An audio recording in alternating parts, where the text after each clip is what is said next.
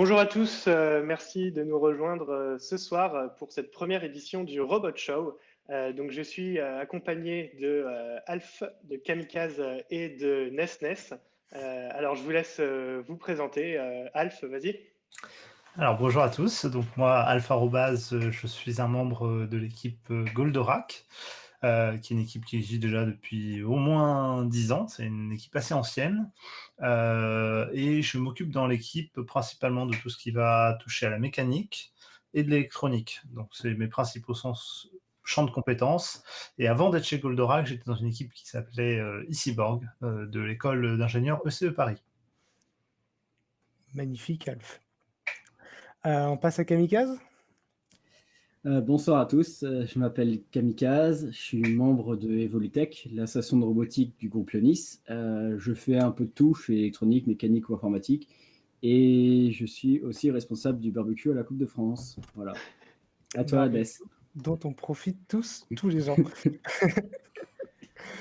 Donc moi c'est Nesnes, vous me connaissez aussi sous le nom Alex Nesnes.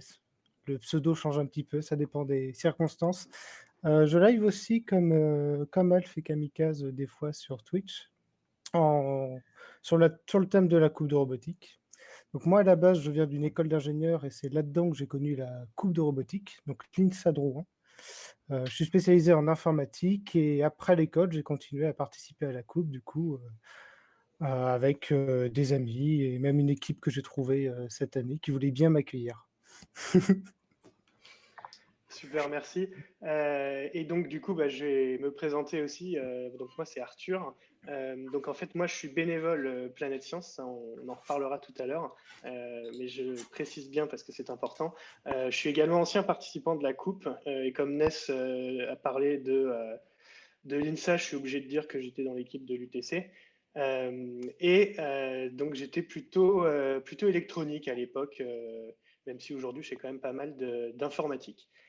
Donc on va être ensemble pendant une petite heure. On vous a préparé un sujet assez ouvert. En fait, on va vous parler de la coupe. Donc on va présenter cet événement. Alors on se demandait justement, donc n'hésitez pas à nous le dire. On essaiera de réagir en live à ce que vous nous envoyez sur le chat. N'hésitez pas à nous dire en fait, enfin à vous présenter aussi. C'est-à-dire de nous dire si vous êtes plutôt une équipe, plutôt quelqu'un qui ne connaît pas du tout l'événement. Comme ça, on pourra sans doute s'adapter. Et là, ce qu'on va vous présenter aujourd'hui, du coup, c'est d'abord l'événement de la coupe de robotique. Ensuite, on aura une présentation un peu plus spécifique sur qu'est-ce qu'un robot, mais qu'est-ce qu'un robot pour la coupe en fait aussi. Et ensuite, un espèce de guide un peu plus pratique sur comment participer à la coupe. Donc tout ça, ça devrait nous tenir ce soir pendant environ une heure. On essaiera de pas trop dépasser puisque ensuite Alf reprendra la main et aura un live également, donc sur lequel on vous invitera, enfin qu'on vous invitera à aller voir aussi. J'espère qu'on aura du coup l'occasion de faire plein d'autres épisodes de ce Robot Show. Nous, on a déjà pas mal d'idées, faire des interviews d'équipe, faire des discussions, revoir des matchs des années passées. Des sujets en fait originaux en lien avec l'actualité, avec le monde de la robotique. Donc l'idée c'est un peu d'arriver à quelque chose de récurrent.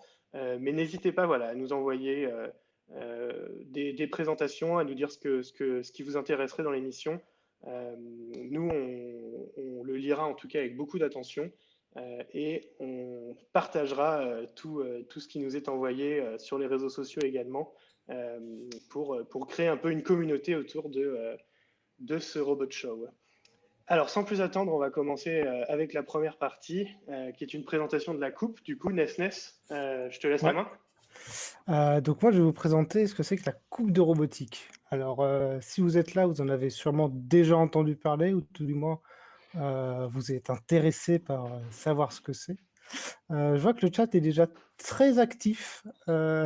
N'hésitez pas à aller mettre des petits messages dedans. Il y a déjà des petites blagues qui passent, des petites piques. C'est très sympathique.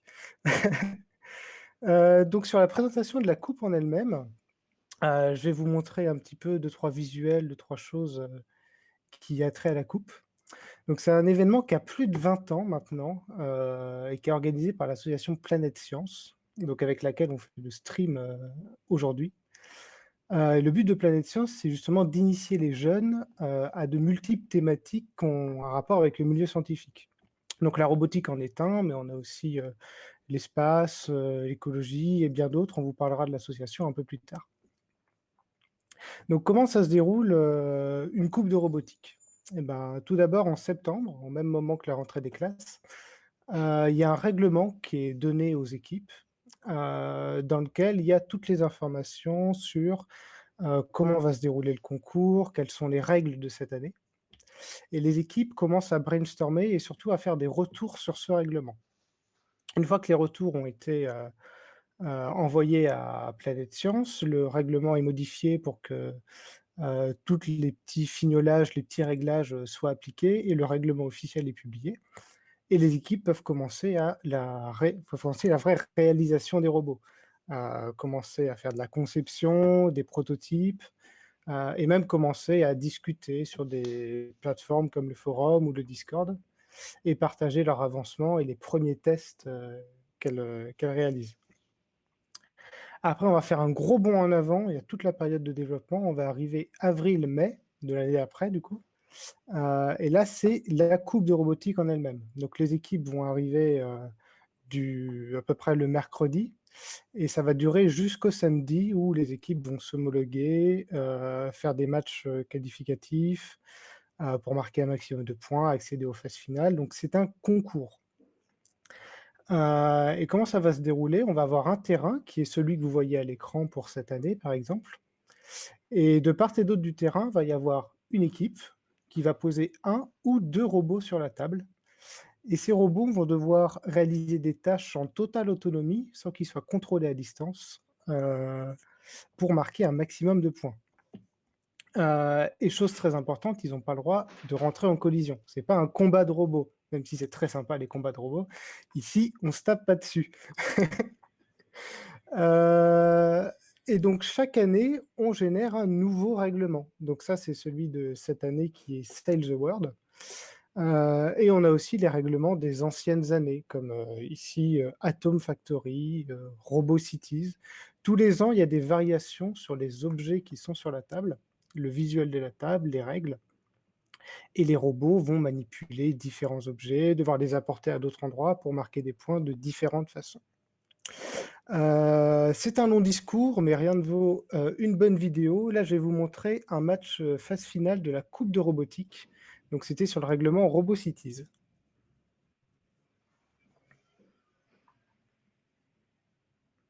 3, 2, 1, top! Beaucoup de choses. C'est parti. Et là, ça a démarré. Deux robots de RCVA ont démarré correctement. Et l'unité de Cachan est venue là pour gagner ce match aussi.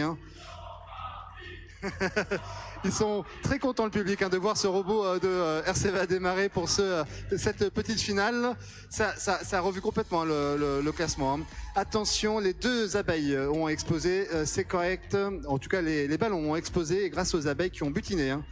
Le robot de RCVA fait son travail. Voilà. Ah, il fait tout en même temps, lui, ce robot d'RCVA. Il vient de se libérer de son eau, enfin de ses balles, et puis il construit en même temps. C'est une particularité du robot de RCVA qui ont souvent une faculté de pouvoir faire plusieurs actions en parallèle. Ça, c'est impressionnant. Et regarde la construction de deuxième colonne du côté de RCVA. Ouais. Et tu vois, pendant ce temps-là, l'unité de Cachan, toujours ces constructions assez pharaoniques qu'il entame. Et l'allumage du panneau domotique au profit de l'équipe de Cachan. Ça se passe bien, regarde, le recyclage est en cours sur RCVA au fond. Et on va peut-être faire pareil du côté du petit robot donc de Cachan. On attend de voir. Ah, il est bloqué par une balle, on va voir, il repart. Le lancer. Il n'y a pas que Robotech Legend qui fait ce genre de lancer. RCVA voulait le montrer aussi, c'est important. Voilà, donc il a fait de très jolis lancers à travers la table. Et allumage, il a réussi ou pas, oui, et allumage du panneau domotique. C'est plutôt bon pour RCVA, alors que le petit robot, il reste 8 secondes, c'est la fin. 8 secondes. Le petit robot donc, du crack essaye de bloquer sur le recyclage de l'eau. Attention au décompte final. Vous avez vu beaucoup. C'est terminé. C'était un peu plus rapide que sur cette vidéo. Donc il y avait 4 robots en tout sur l'aire de jeu. Hop, je vais vous retrouver une vue avec les 4 robots. Il y en a qui lançaient des balles à distance, il y en a qui allaient chercher des cubes, qui les empilaient. Il y avait différentes zones où ils déposaient les cubes, où ils récupéraient des balles. C'était vraiment très, très complet. Vous avez même vu des panneaux domotiques, c'est-à-dire des afficheurs créés par les équipes avec des vidéos animées dessus. Donc, il y a beaucoup de choses à réaliser au cours de la coupe. Et c'est justement ça qui est très intéressant, la grande quantité de choses qu'on a réalisées pour réussir à construire un robot. Et c'est d'ailleurs la question qu'on se pose juste après. Comment est-ce qu'on arrive à construire un robot? Pour ça, c'est Kamikaze qui va vous en dire plus.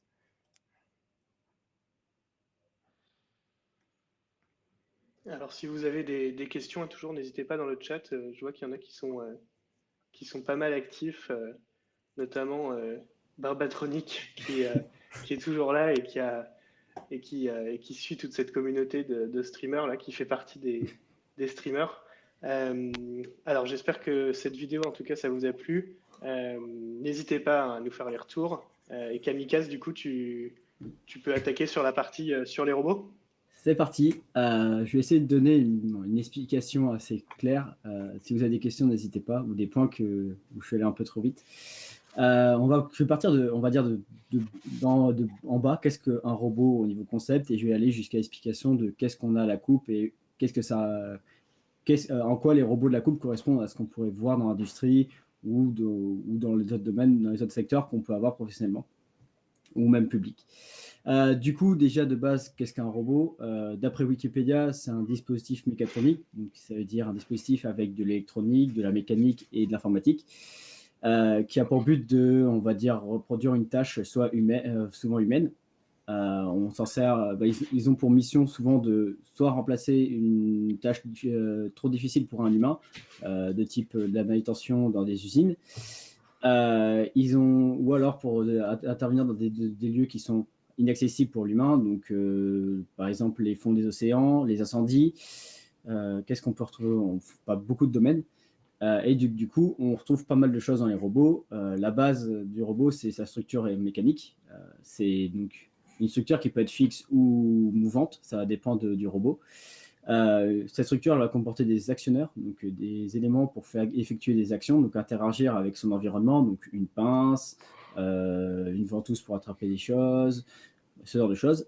Et on va aussi pouvoir retrouver des capteurs, donc quelque chose pour pouvoir prendre en compte ce qu'il a autour de lui, son environnement, comme je disais, et donc du coup pour pouvoir, par exemple, déterminer qu'il y a un humain proche de lui, déterminer la chaleur du feu du feu qui doit éteindre, la force qu'il doit exercer pour attraper tel objet au sol.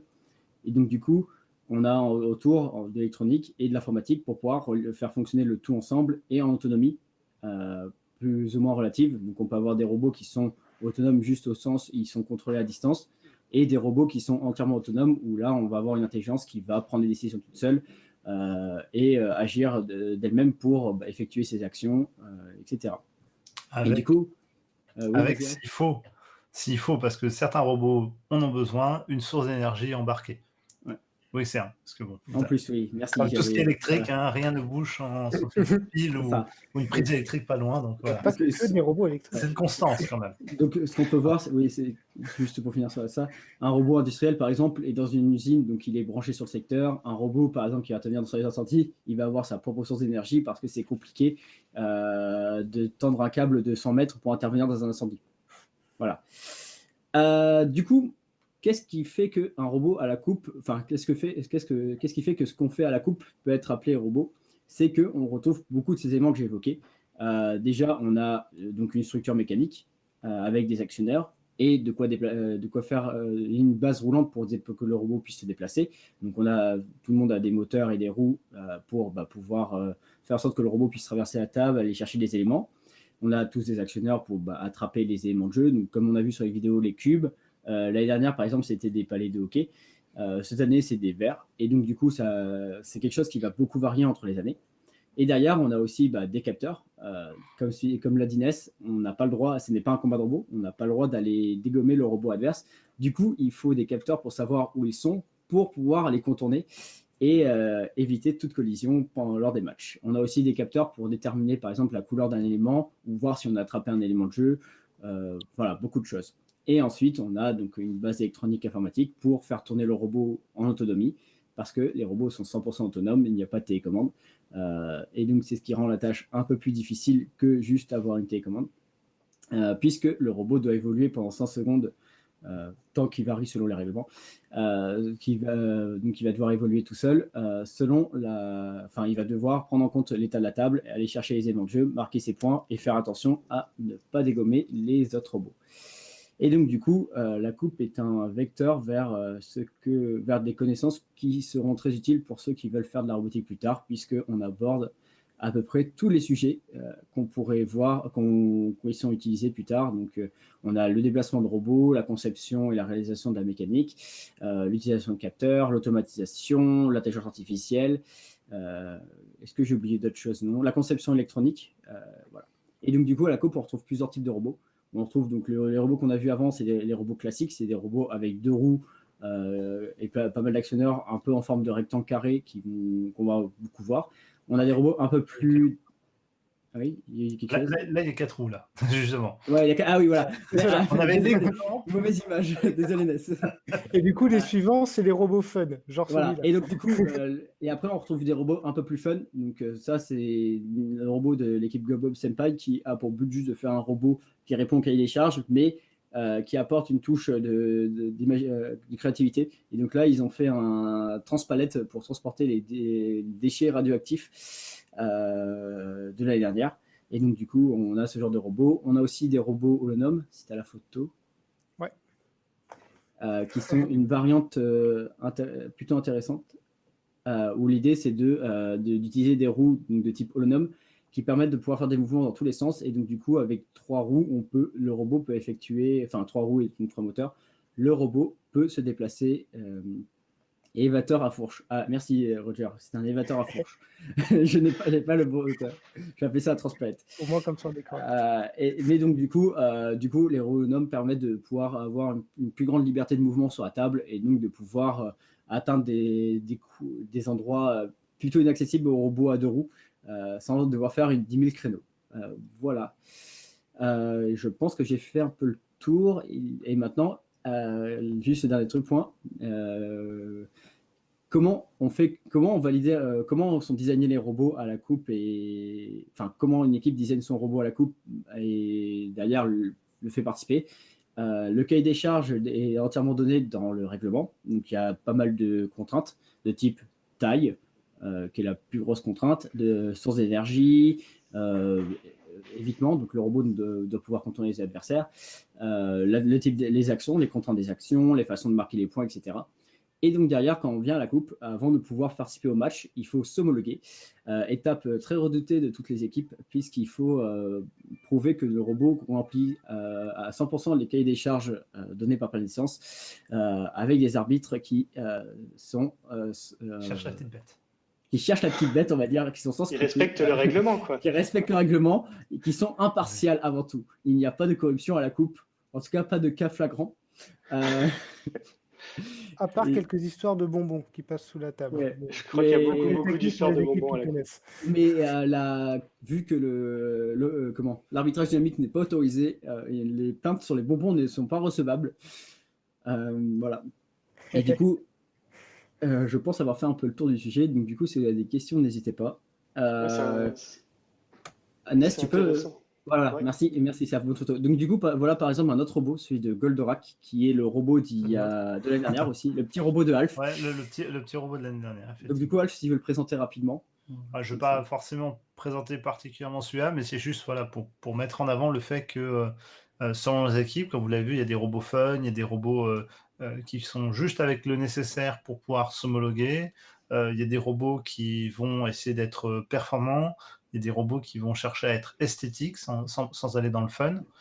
C'est un petit peu comme ça que je qualifierais le robot que j'avais fait l'année passée, puisque bon, il n'était pas nul en termes de performance, bien loin de là, mais il y avait un certain souci de finition, etc. Donc, ce qui est important de noter, c'est que le degré de finition peut impacter l'efficacité et surtout la durabilité de votre robot. Donc, si vous faites beaucoup d'essais, etc., ça a des répercussions. Mais globalement, quand vous faites un robot pour la coupe, il n'y a pas d'exigence de qualité. Vous pouvez utiliser des matériaux qui viennent du Leroy Merlin du coin, du pistocol, voire du carton. Il y a certaines années des équipes qui s'amusent à fabriquer des robots en carton. C'est tout à fait valable. L'esthétisme et la qualité de fabrication ne font pas partie des critères qui sont restrictifs par rapport à la participation à la coupe. Maintenant, il faut être vraiment bon pour avoir un robot en carton qui arrive à battre les robots en fibre de carbone ou en structure d'aluminium, parce qu'en général, la rigidité de la structure a quand même un véritable impact sur les performances. Et comme ça reste malgré tout une compétition, vous avez la volonté et même dirais le devoir de marquer des points pour pouvoir progresser dans la compétition et atteindre les phases finales, ce qui exige quand même donc d'avoir un robot un petit peu endurant. Parce que bon, voilà, si au bout d'un match vous avez votre plaque principale de carton qui s'est pliée, par exemple, à moins que vous en ayez une de remplacement, vous êtes un petit peu embêté pour les matchs suivants. Parce que bon, voilà, il y a aussi des équipes, on n'en a pas trop parlé, mais qui se font le défi de faire des robots un peu sur place ou de compléter leurs robots sur place. Et un peu tous les paysages par rapport à ceux qui arrivent à la coupe. Il y a ceux qui sont vraiment très très près, qui ont fait des essais des mois durant, etc. Et il y a ceux qui arrivent un petit peu plus détendus pour profiter de l'événement, vraiment le vivre de l'intérieur. Et là, typiquement, ils ne cherchent pas forcément la performance. C'est ça qui peut rendre la conception de ces robots-là particulièrement intéressant, c'est qu'on n'essaie pas de vous mettre dans un moule, on vous donne juste un support qui vous permet derrière de vous exprimer techniquement et éventuellement de manière artistique aussi, un peu comme vous l'entendez. Il y a beaucoup de variétés, hein. Il y a près de 100 à 200 équipes selon les années à la coupe. Donc on voit vraiment beaucoup de robots passer, beaucoup de designs différents. Et passer à la coupe dans les différentes allées, les stands de chaque équipe, on voit vraiment beaucoup de choses très intéressantes. Ça vaut vraiment le coup d'aller les regarder. Voilà. Et alors, aujourd'hui, on parle de la Coupe de robotique, hein, mais après la Coupe de robotique, il y a Eurobot aussi, le concours à l'échelle européenne, voire mondiale hein, maintenant, puisqu'on a des équipes qui viennent d'un peu partout dans le monde. Et donc, du coup, c'est vrai que ça permet de voir vraiment En fait, c'est quand même super intéressant comme exercice de voir ces gens qui ont réfléchi au même règlement, mais avec des points de vue complètement différents, et qui présentent du coup des solutions qui sont super, super variées. Il y a toujours, quand il y a un règlement, il y a toujours les équipes trouvent en fait assez vite le point qui permet de marquer facilement un point. Ce qui est obligatoire parce qu'en fait le robot dans son match pour être homologué, tu parlais de l'homologation tout à l'heure Kamikaze, il y a des contraintes mécaniques sur la taille du robot, etc. Et il y a aussi des contraintes, donc le robot doit au moins marquer un point. Et donc du coup il y a un moment où il vaut mieux assurer en fait le point plutôt que d'essayer de faire un truc super compliqué quoi. Je pense que ça vous l'avez tous vécu aussi. Et je crois même que Nestless a un cas particulier, un truc spécifique à nous raconter. Il y a Rosaline qui voulait voir le robot Portal dans le chat. Il est jamais loin de moi, hein. Il est tout à côté. Il faut que tu aies besoin de changer de dimension. Non, voilà, du coup, donc c'est effectivement, pour être homologué, parfois il faut faire des solutions. Tu disais c'est une compétition, il y a des moments où il faut marquer beaucoup de points, il y a des moments où il faut juste que le robot il marque son point pour qu'il soit homologué, il faut surtout pas qu'il se plante. Donc c'est quand même énormément de stratégie et potentiellement une stratégie qui change au cours du temps, quoi. Il y avait une photo d'homologation, je crois. Ouais, je te la sors. Hop. Donc, je ne sais pas si j'ai tout dit sur les homologations. On va faire quoi? On va mesurer, je sais qu'on mesure le périmètre du robot. C'est ça, on mesure le périmètre du robot, on vérifie qu'il n'y a pas de coins saillants, on vérifie la source d'énergie, on vérifie les types des capteurs parce qu'il y a une réglementation. Par exemple, les lasers sont restreints pour des raisons de sécurité. On vérifie les éléments annexes, donc le cordon de démarrage du robot par exemple. On vérifie le poids de certains éléments qu'on vient poser en plus sur la table. Et après, on a la partie plus difficile, la partie homologation dynamique, qui est donc ce qui est en ce moment en photo. Donc ça, c'est une homologation dynamique que j'ai fait il y a 2 ans. Et comme vous pouvez voir, l'idée, c'est de montrer le robot en fonctionnement pour valider comme quoi il respecte bien toutes les contraintes. Donc, on vient ici tester que le robot démarre tout seul, il sort de la zone de départ, qu'il marque des points. Donc, peu importe, ça peut être 1 point à 200, voire plus, hein, vous faites ce que vous voulez. Et derrière, on a un test d'évitement. Donc là, l'idée, c'est que les arbitres vont venir poser un faux robot devant notre robot ou sur le chemin, enfin sur le chemin pour voir ce que fait notre robot. Est-ce qu'il s'arrête bien? Est-ce qu'il essaie au moins est-ce qu'il s'arrête ou est-ce qu'il contourne? Voilà, pas mal de choses.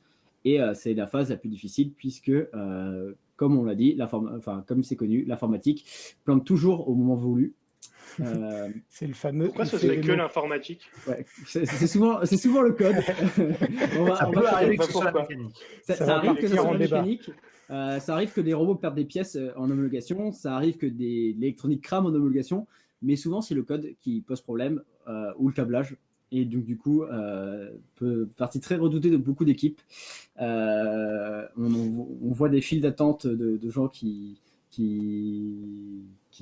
ont peur, qui n'osent pas croiser le regard des arbitres, qui ont peur de se faire disqualifier. Et donc voilà. Et juste pour illustrer, le robot que vous voyez là, c'est juste un cube. Il n'y a pas d'actionneur. Enfin, il y a un actionneur. Et c'est vraiment vraiment pour participer à la coupe, il faut juste un minimum. Il faut un robot qui roule et qui puisse s'arrêter quand il y a quelque chose devant lui. C'est tout ce qu'il faut pour participer à la coupe. Vous avez vu une vidéo tout à l'heure. Les robots peuvent être très sophistiqués. C'est pas nécessaire. Ça, c'est nécessaire quand vous voulez vraiment jouer très compétitif. Pour juste participer, il suffit juste d'avoir quelque chose qui se roule et qui s'arrête. C'est le minimum. Et surtout, quelque chose qui fonctionne à chaque match. Parce que vous pouvez vous homologuer sur un coup de chance. Vous pouvez arriver en match, le robot il démarre pas parce que il y a quelqu'un qui a oublié de brancher la batterie, quelqu'un qui a oublié de remettre le cordon, il y a quelqu'un qui a oublié de remettre la carte SD dans le robot. Enfin, beaucoup de choses. C'est quelque chose où il faut réussir à rendre ça fiable pour réussir à pouvoir continuer sa participation. Et par exemple, votre code il peut être bien, vous avez réussi à vous homologuer et vous vous rendez compte que le lendemain, votre code il fonctionne que d'un côté de la table et de l'autre côté de la table, vous déchirez la table et vous faites déshomologuer dans la foulée. Et ça arrive. Donc du coup, il faut vraiment rendre le robot fiable. Et c'est pas si évident. Les gens dans le chat pourront témoigner. Sur une note anecdotique, on parlait un peu plus tôt de la cause principale de non-homologation qui était le code.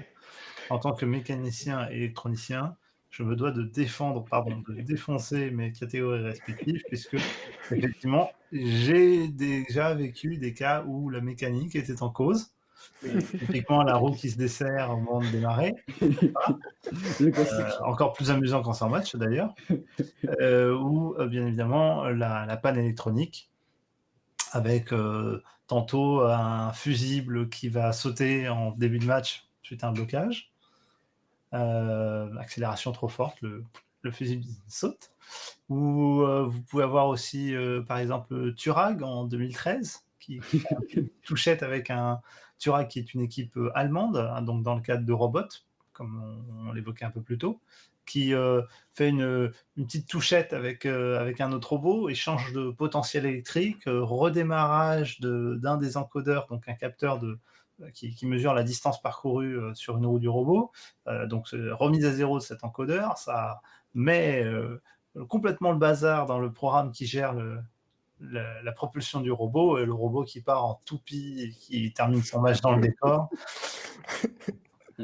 On ne peut pas accuser la personne qui a fait le code, puisque c'est clairement un problème électronique. De la même façon, quand la roue est desserrée, on ne peut pas dire au robot quand même, hein, tu avais un asservissement et tu n'es même pas fichu de te remettre droit alors que tu n'as plus qu'une roue sur deux. Bon. Je dois avouer que l'informatique est des fois en cause également. J'ai déjà eu des homologations où le robot se croyait en dehors de la table, là où aucun obstacle ne peut intervenir et où il ne s'arrête jamais. Et bah, du coup, ça m'est arrivé en match l'année dernière. Mais du coup, comme l'a dit Camille dans le chat, s'il y a un problème, toujours chercher l'informaticien d'abord, puis après enquêter pour vraiment trouver la cause. Mais souvent, il y a beaucoup de paramètres qui peuvent varier, qui peuvent faire planter un robot. Que ça va de la méca à l'informatique. Et je ne dirais pas que le câblage est la partie la plus importante, mais voilà.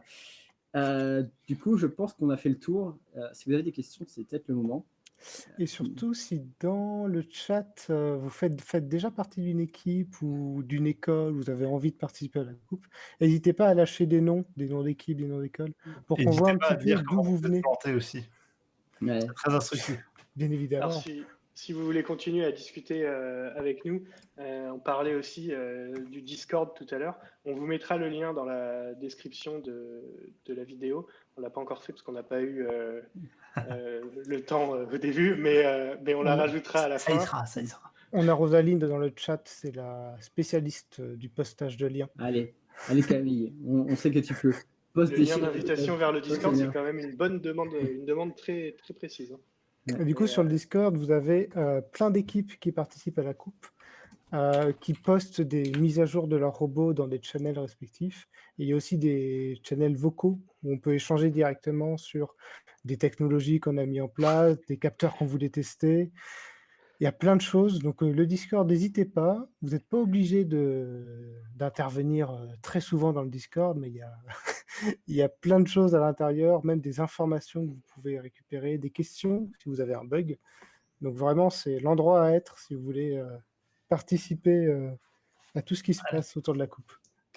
Ne serait-ce que si vous cherchez des petites infos complémentaires par rapport à ce qu'on dit là, et que vous voulez avoir, déjà si vous cherchez une équipe ou ce genre de choses, typiquement. N'hésitez pas. Discord, on n'a pas détaillé, hein, mais peut-être qu'il y en a qui ne connaissent pas, parce que c'est assez récent. En tout cas, ça sort à peine de la communauté des gamers, je pense. Mais Discord, c'est un logiciel de discussion instantanée, avec des espèces de groupes énormes, avec plein de salons de discussion. Donc, on vous remettra le lien. Je vais le dire aussi, parce que ça, je vous le dis en tant que bénévole Planète Science, du coup. Ce Discord est à l'initiative de participants, en fait, de membres d'équipe. Je ne sais pas dire exactement qui était le premier à en parler, mais c'est en tout cas des membres d'équipe, des participants qui ont lancé ça. Et donc ça, c'est quand même super cool, parce que ça veut dire qu'on a une communauté vraiment qui se crée avant la coupe. Alors je pense que cette année, ça a été d'autant plus favorisé, mais c'est super, super sympa en tout cas de voir tous ces gens qui ont la même passion, puis qui d'habitude bossent chez eux, ou dans des ateliers avec des petits groupes, et puis qui se retrouvent tous ensemble. Alors, ça ne parle pas que de robotique, hein, je ne vous le cache pas. Là, il y a Roger Shins qui demande « Quid du forum de Planète Science ?» Il n'est pas abandonné, mais nous te conseillons fortement de te diriger vers le Discord afin d'avoir des réponses sous moins de 24 heures. Non, sous moins d'une semaine. C'est une bonne réponse. Après, le forum reste le moyen de communication officiel. Ouais, absolument. On est d'accord. Pour tout ce qui va concerner, par exemple, les questions à propos du règlement qui vont nécessiter, là, pour le coup, une réponse vraiment d'un arbitre, en fait, pour être sûr qu'il n'y a pas de souci. Et là, on a effectivement Planète Science qui nous confirme à l'instant que le forum, et pour c'est la classe quand même. Planète Science parle dans le chat de Twitch. Et donc, il y a une chose dont on n'a pas parlé. On vous a parlé de la coupe.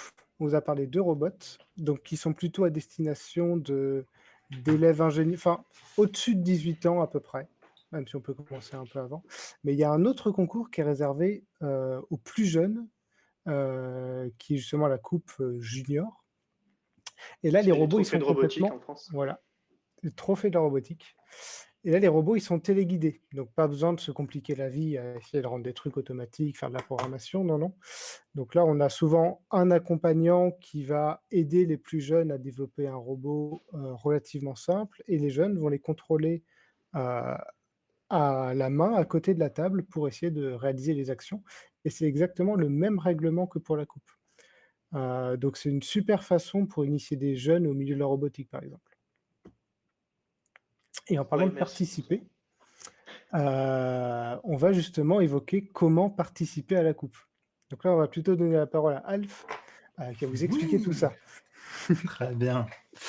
Eh bien, la coupe, donc on a vu un peu comment ça se passait niveau calendrier, ça commence en septembre, on a un nouveau règlement, etc. Après, vous avez un peu de temps pour développer votre robot.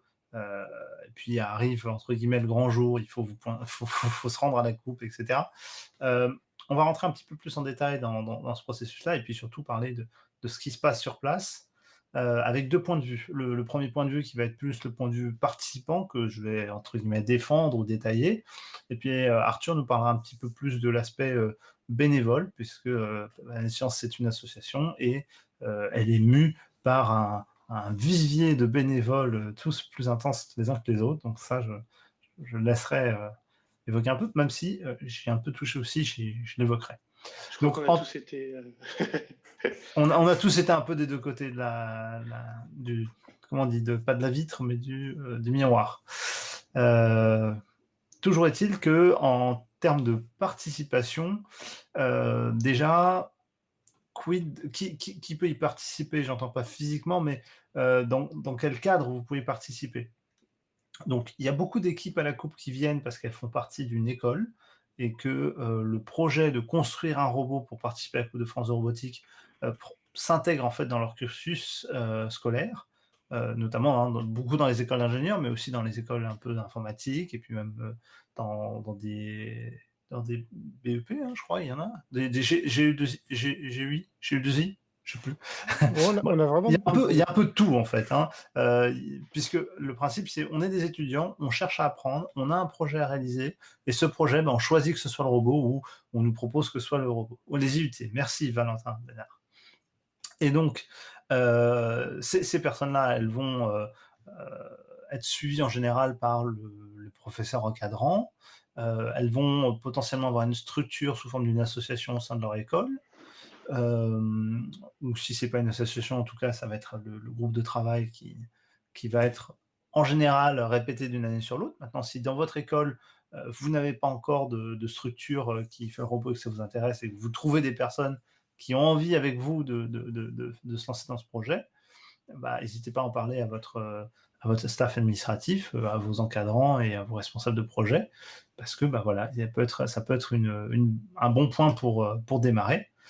Et puis, à côté de toutes ces personnes qui sont en école, il y a ceux qui sont dans diverses structures techniques ou même pas en structure, en fait, des gens qui, passionnés de robotique, d'électronique ou d'informatique, de l'un des trois pôles, vont en général réussir à trouver d'autres personnes qui seront complémentaires dans les champs de compétences nécessaires à la fabrication d'un robot et qui vont ensemble se mettre à construire un robot, soit en fondant une association, soit simplement en se greffant sur une structure, voire parfois on a vu, hein, il y avait il y a des équipes qui sont basées uniquement sur un cercle familial, par exemple. On a eu, c'était quoi? C'était des... Cabriola, non? Il me semble qu'il était un cercle familial, si je dis pas de bêtises. Les Cool Boys aussi. Il y avait famille, je sais plus comment. Je crois que Susus Invaders aussi, non? Susus Invaders, c'est familial? des anciens. Non, c'est des anciens de Nesmé. Sudaria Boutique, ouais. Donc, vous n'avez pas forcément un modèle type. Et ce qu'il faut retenir, c'est qu'à peu près, quel que soit votre contexte actuel, que vous soyez étudiant, que vous ne le soyez plus, ou vous prévoyez de l'être, vous pouvez vous greffer sur une structure ou créer votre structure pour participer à la coupe et faire votre robot. La seule chose un petit peu obligatoire, mais finalement pas tant que ça, c'est que si vous démarrez, il vaut mieux quand même démarrer en septembre que de démarrer en janvier. Parce que là, ça risque d'être vraiment court. Si vous voulez arriver à quelque chose. Après, ça dépend de vos compétences initiales. Ça se fait en janvier. Il y en a qui, voilà, il y en a qui commencent en mai. Hein. Dans tous les cas, oui. Il y en a qui commencent à la coupe, c'est encore mieux. Comme on l'a dit plus tôt, de toute façon, on n'a pas d'obligation de performance. Ce ne sera que plus gratifiant si vous arrivez à en avoir une, mais vous pouvez venir à la coupe avec quelque chose qui ne fonctionne pas bien. Ça peut représenter une part intégrante du défi que de réussir à résoudre les problèmes sur place. Il y en a, ils adorent ça. Chacun trouve son compte. On veut pas vous caser dans un carquois. Vous avez plein de liberté de ce côté-là. Donc, maintenant que vous avez trouvé des gens, si vous ne trouvez pas des gens, allez sur le Discord, il y aura des gens, vous trouverez des équipes. Il y a des équipes un peu partout à travers la France. Voilà. Alex Nesnes en a trouvé une. Moi, quand j'ai arrêté à Cyborg, j'en ai trouvé une. Ça se trouve. Il n'y a pas de souci. Oui, comme le souligne Roger dans le chat, hein, il y a une petite limite d'âge quand même. Il ne faut pas être trop vieux. Moins de 30 ans, c'est mieux. Maintenant, si vous avez plus de 30 ans, vous pouvez quand même participer, mais il y a des conditions restrictives qui sont détaillées dans le règlement, que vous pouvez retrouver sur le site de la coupe, qu'on vous a mis un peu plus haut dans le chat. Maintenant, vous avez réussi à constituer votre équipe, vous allez commencer à fabriquer votre robot, en tout cas pas trop vite, il faut quand même analyser un petit peu. En général, au cours de l'année, les équipes commencent par faire des réunions de réflexion, ils testent des choses, ils font des petits prototypes, et ils essaient de développer des blocs, donc déjà faire ce qu'on appelle la base roulante, c'est-à-dire la partie électronique, mécanique, logicielle, qui fait que vous avez un bloc structurel avec 2 roues ou plus, hein, si vous avez voulu faire un robot original, qui est capable de se déplacer sur le terrain. Plus ou moins bien, selon vos exigences et vos objectifs, mais voilà. L'idée, c'est qu'en général, on commence un peu tous par là, et puis après, on vient greffer les actionneurs. Maintenant, si vous êtes organisé, si ce n'est pas votre première participation, si vous êtes bien encadré ou conseillé, il y en a qui font la conception tout en même temps. Mais voilà, là encore, il n'y a pas un carquois, vous pouvez procéder bloc par bloc ou essayer de tout faire en même temps. Gardez juste à l'esprit que si c'est votre première participation et que vous faites tout en même temps, vous risquez de vous perdre. Et quand on se perd, comme on est dans un système qui est autonome, bah, c'est comme quelqu'un qui doit se déplacer et à qui il manque une jambe, il va avoir du mal. Il va avoir du mal, parce qu'il manque un bout. S'il y a un bout qui ne fonctionne pas, vous pouvez être en difficulté et vous retrouver un peu bloqué. Donc faites attention de ne pas avoir les yeux plus gros que le ventre quand vous faites votre première participation, et d'y aller progressivement. Sans vouloir décourager, hein, ouais, merci pour l'exemple était recherché, Barbe. Le principe, c'est quand même que la première fois que vous participez, vous alliez un peu dans une démarche de découverte et pas que vous essayez la performance. La performance, je ne vais pas dire qu'elle est exclusive à ceux qui ont plusieurs participations. On a déjà vu des équipes dans la première participation qui faisaient des performances extraordinaires par rapport à leur point de départ, mais d'une règle générale, faites une première année pour tâter le terrain, découvrir l'organisation, vous organiser, vous découvrir vous-même aussi pour connaître les limites de ce que vous savez faire. Et une fois que vous avez défini vos périmètres à plusieurs étapes dans le projet, vous pouvez envisager d'améliorer ceux qui vont vous permettre de faire une meilleure performance. Mais si vous essayez de faire tout parfait du premier coup, vous avez de fortes chances, là encore c'est pas absolu, vous avez de fortes chances de vous retrouver avec rien qui fonctionne. Malheureusement, je peux un peu parler pour moi, puisque voilà, Kamikaze aussi, on a déjà eu dans nos expériences, à travers nos multiples participations, des années où on s'est un peu... on a été très enthousiaste et on est arrivé à un point où le robot n'était pas prêt à temps et ne faisait rien. Ça m'est déjà arrivé à titre personnel d'arriver à une coupe avec un robot en kit, et le robot a à peine été homologué et n'a jamais fait de match. Donc, je ne vous le souhaite pas. Si vous voulez commencer, soyez raisonnable. Ne faites pas un truc trop compliqué. Enfin voilà, vous avez avancé tout au long de l'année, et puis vous arrivez un peu à l'approche de la coupe. On se rapproche de mai, etc. Donc là, pareil, vous avez toute une notion de logistique qui va entrer en compte, une notion de communication. En général, on a besoin d'avoir des ressources matérielles, donc bon, un peu une notion de sponsor, hein, on en parlera probablement dans une future émission. Mais il y a pas mal d'équipes qui ont des sponsors, donc peut-être que vous avez démarché des sponsors, vous avez donc un peu de communication à faire. De toute façon, vous avez tout intérêt à ce que les gens sachent ce que vous avez réalisé. Soit ça leur donnera des idées, soit ça permettra à d'autres d'avoir des points de repère, ou tout simplement de connaître un peu leurs adversaires avant d'arriver au jour J sur place à la compétition, même si déjà sur place, vous avez en général pas mal de temps pour échanger. Et donc, une fois que vous êtes sur place, bon, outre les aspects logistiques, comme je le disais, de arriver à la coupe, se loger, organiser les repas, etc., comme tout événement où on se déplace en groupe, vous avez votre robot avec vous, et puis il faudra passer les diverses étapes, donc l'homologation, faire vos premiers matchs, essayer de faire les meilleurs matchs possibles, et puis en aucun cas être déçu, parce que voilà, vous savez, normalement, vous savez que vous avez fait du mieux que vous pouvez. Et donc sur place, vous allez croiser une population un petit peu étrange. Ce sont donc les bénévoles Planète Science, que pour certains, et même pour la majorité, vous allez découvrir sur place. Je vais bientôt passer la main à Arthur, mais je vais quand même donner une petite anecdote. Moi, en 2013, je me suis retrouvé à me proposer en tant que volontaire pour donner un coup de main. J'ai endossé le rôle d'arbitre dans le cadre des trophées de la robotique, donc c'est ce dont parlait Alex Nesnes avant, avec les jeunes. qui avaient leur robot télécommandé. Et donc, en tant qu'arbitre, qui est un des rôles dont on va vous parler, j'encadrais le déroulement des matchs en faisant foi en termes de décision sur le comptage des points, vérifier que les tables étaient en bon ordre, m'occuper des homologations, etc., etc. Et bien donc, à la Coupe de France de robotique, vous avez tout un panel de bénévoles. Et Arthur, je te laisse en parler un peu plus. Merci, merci Audran. En tout cas, ça fait plaisir de savoir que tu as été bénévole aussi.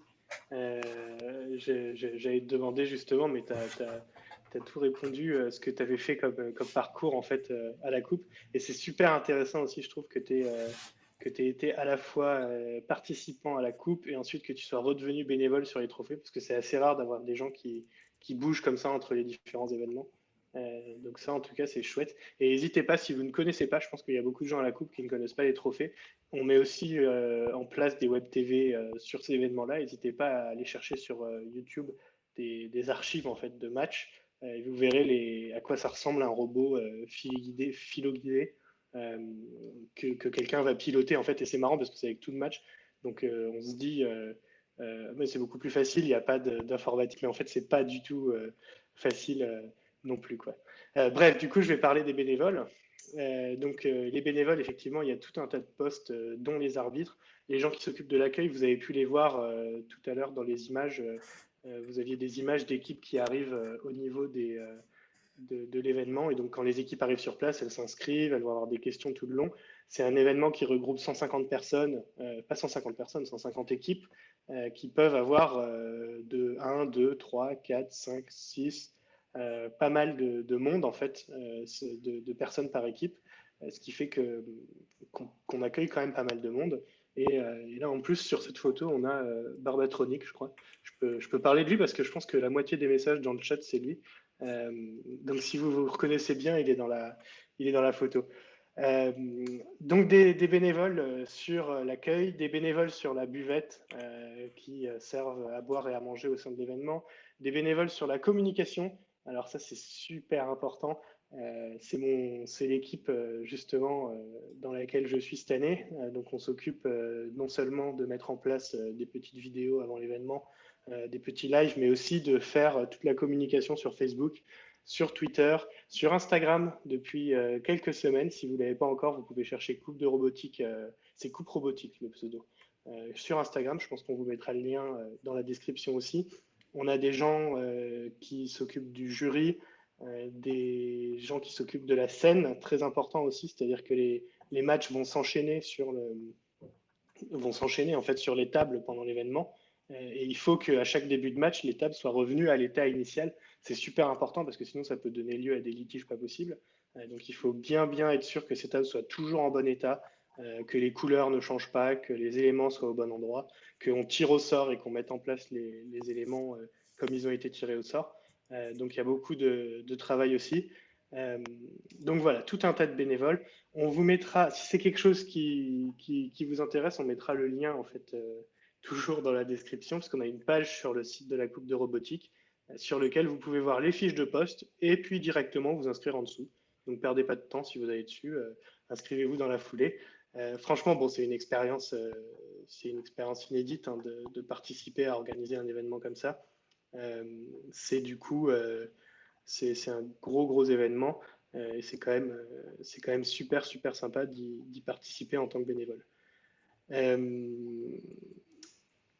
Il y a un autre aspect, une autre façon où on peut participer à la coupe en étant bénévole, et ça n'est pas à la coupe justement, c'est en aidant à la rédaction du règlement.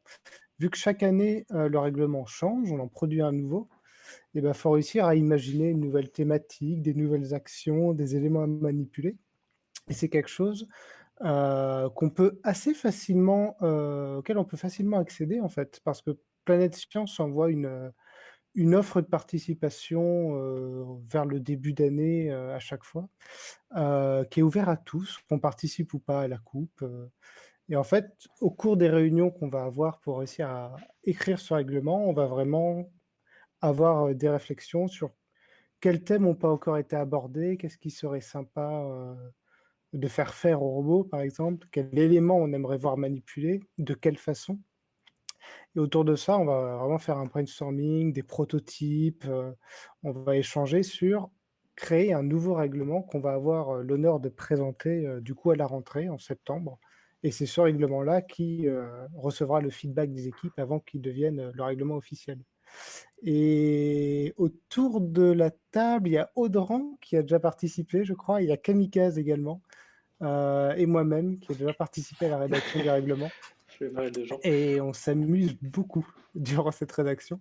Et on aime surtout la tête des équipes quand elles découvrent les actions qu'on leur a concoctées. Ça, c'est un vrai plaisir. C'est vraiment le moment un petit peu, comment dire, cette petite joie intense de sentir à la fois l'émerveillement, des nouvelles règles, super, plein de trucs, plein d'idées, etc. Et puis la décomposition des équipes en disant, mais on va jamais réussir à faire ça, comment ils veulent qu'on fasse ça, c'est trop pas possible à faire, enfin, en perdre le français. Donc voilà, Kamikaze et Alex Ness, c'était ces 2 dernières années, si je dis pas de bêtises, vous avez participé aux rédactions de règlements. Moi, c'était un peu plus ancien, ça remonte à 2013-2014, pour situer un peu. Donc voilà, deux époques, de méthodologie. Aujourd'hui, la commission règlement a évolué dans sa façon de travailler et c'est effectivement un point bénévole qui a l'avantage de s'étaler un peu plus dans le temps. Si c'est plutôt votre style, voilà. C'est pour vous. Il vaut mieux connaître un peu les robots d'abord quand même, sans proposer des trucs trop bizarres. Tout ça pour dire que du coup, il y a des choses à faire en tant que bénévole à la fois pendant la coupe, mais aussi du coup pendant le reste de l'année, quoi. Et pendant le reste de l'année, Planète Science a aussi beaucoup d'autres activités, hein, j'en ai pas parlé, et on l'a mentionné au tout début, hein, mais Planète Science, c'est une association dont vous connaissez tous le nom, je pense, puisque vous êtes sur la chaîne de Planète Science déjà. Donc vous avez au moins vu une fois le nom et le logo. Mais Planète Science, c'est une association qui a été créée en 1962. Ça, j'aime bien le redire parce que c'est toujours impressionnant de se rendre compte de l'âge de la structure, en fait. Une mission qui n'a pas changé depuis le début, en fait, qui est de permettre aux jeunes, donc de 7 à 25 ou plus, hein, années, d'aborder en fait les sciences et les technologies à travers différentes thématiques. Donc ces thématiques, ça va être la robotique, ça on en a beaucoup parlé ce soir, mais aussi l'espace. Ça, il y a pas mal d'événements aussi, hein. Il y a un événement qui est un peu similaire à la coupe. Là, je fais un peu de la cross-promotion parce que j'y participe justement. Mais il y a un événement qui s'appelle le C-Space qui a lieu dans pas très longtemps.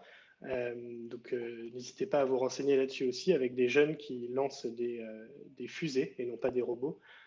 Donc ça, c'est organisé par le secteur espace, puis également le secteur astronomie et le secteur environnement qui du coup organisent des tonnes d'animations toute l'année dans leur thématique dédiée.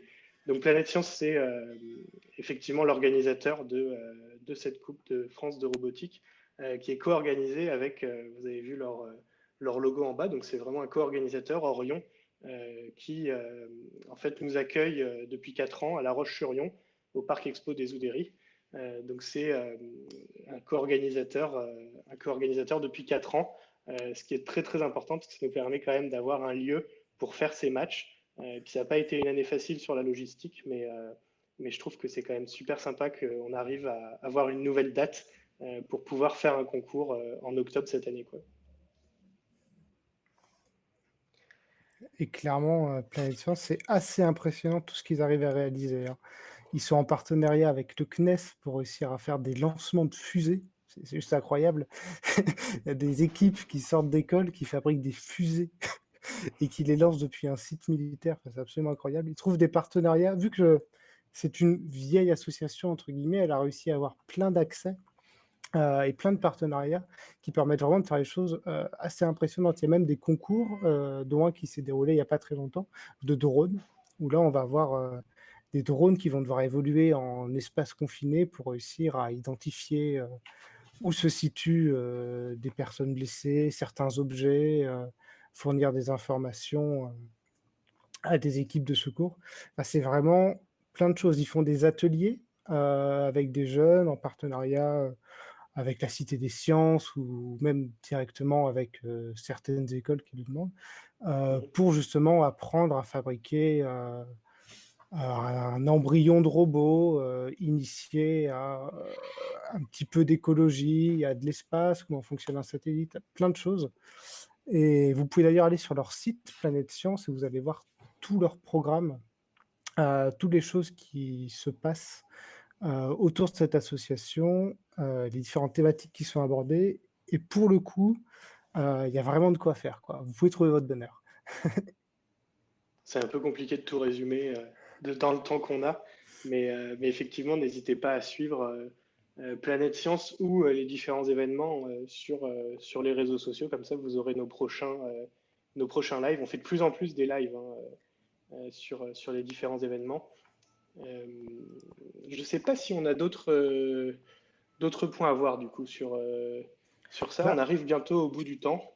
tu viens de parler des lives et justement, on va se tourner vers une disparition de Alf de notre setup parce que Alf va aller se préparer pour son propre live qui va être sur un sujet électronique. C'est ça. On va faire un peu d'électronique que je sais faire. Ça tombe bien.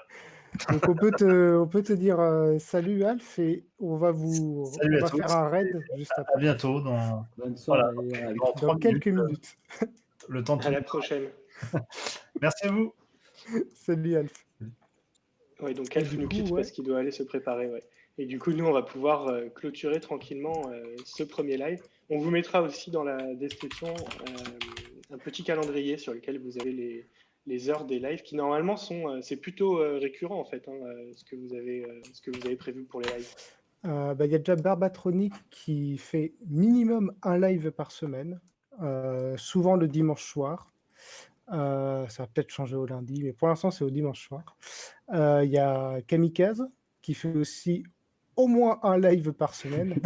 Des fois, c'est plus productif. En ce moment, il n'y en a pas beaucoup, mais je vais reprendre la semaine prochaine et c'est entre 1 à 2 lives selon mes disponibilités, on va dire.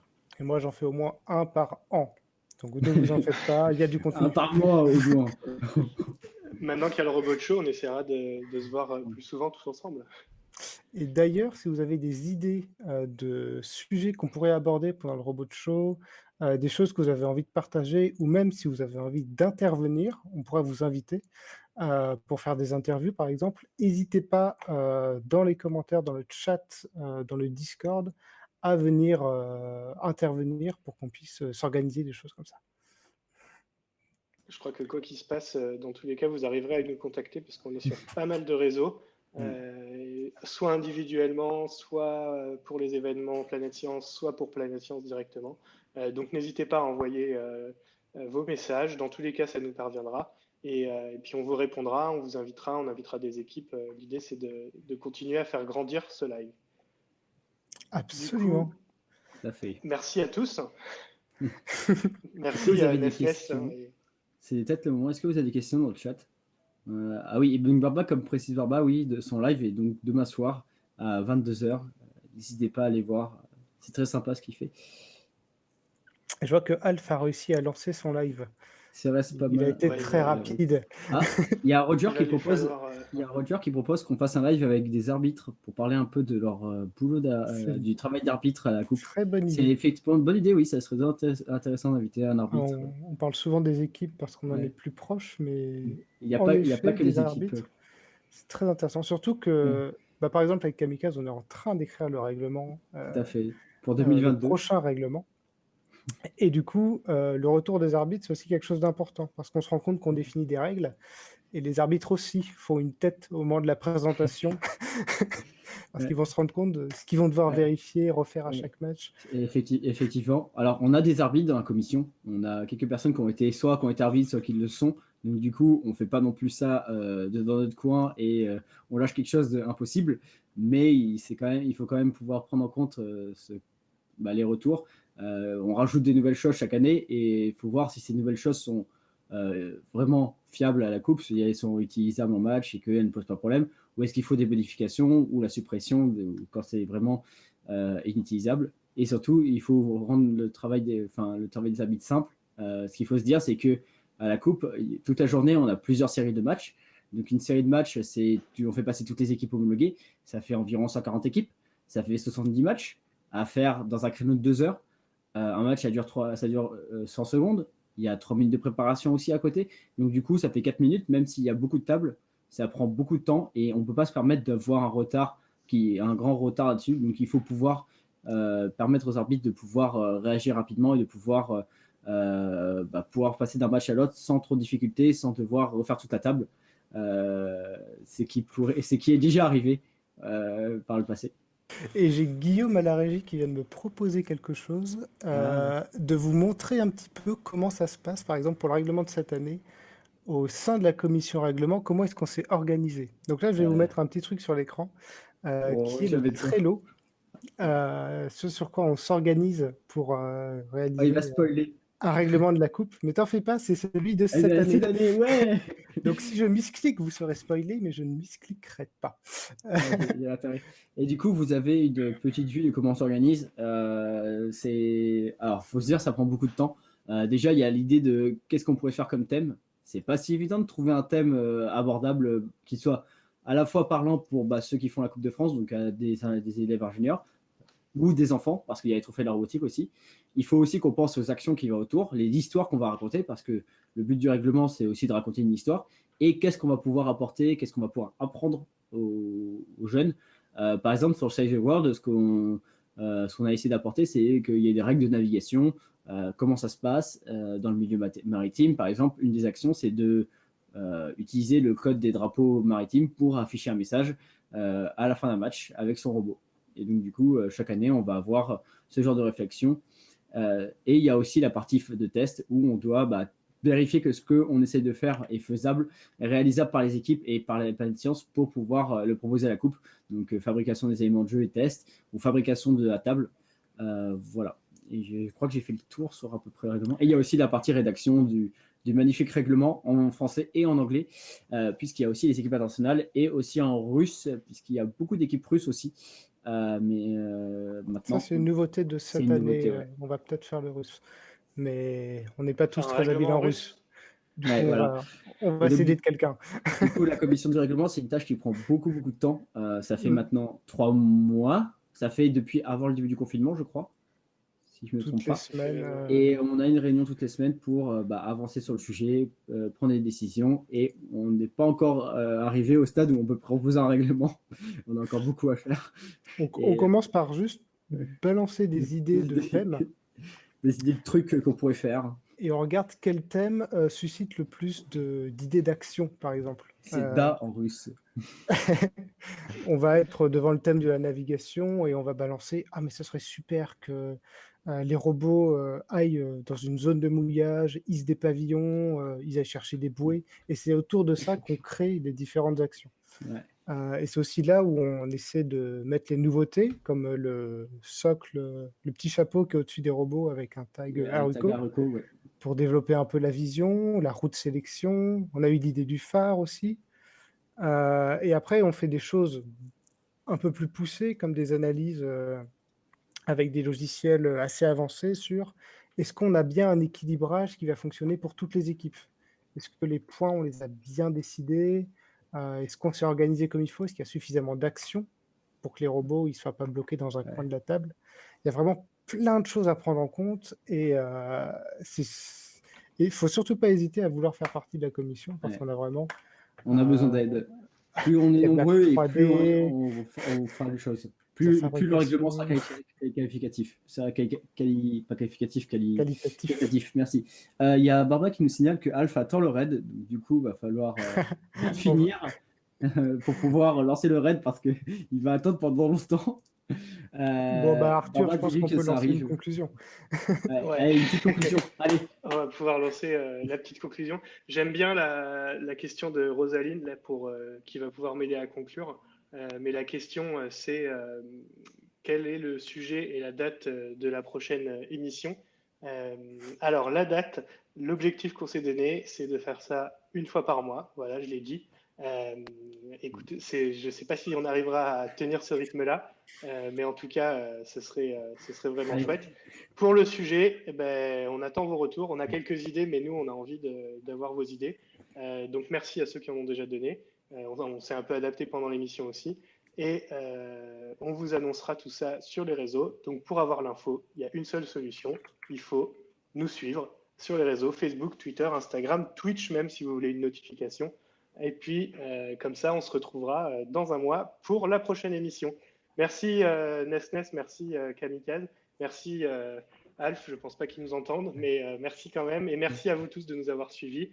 On passe la main à Alf. Ciao, bonne soirée. Bonne soirée. Salut tout le monde. Bonne nuit.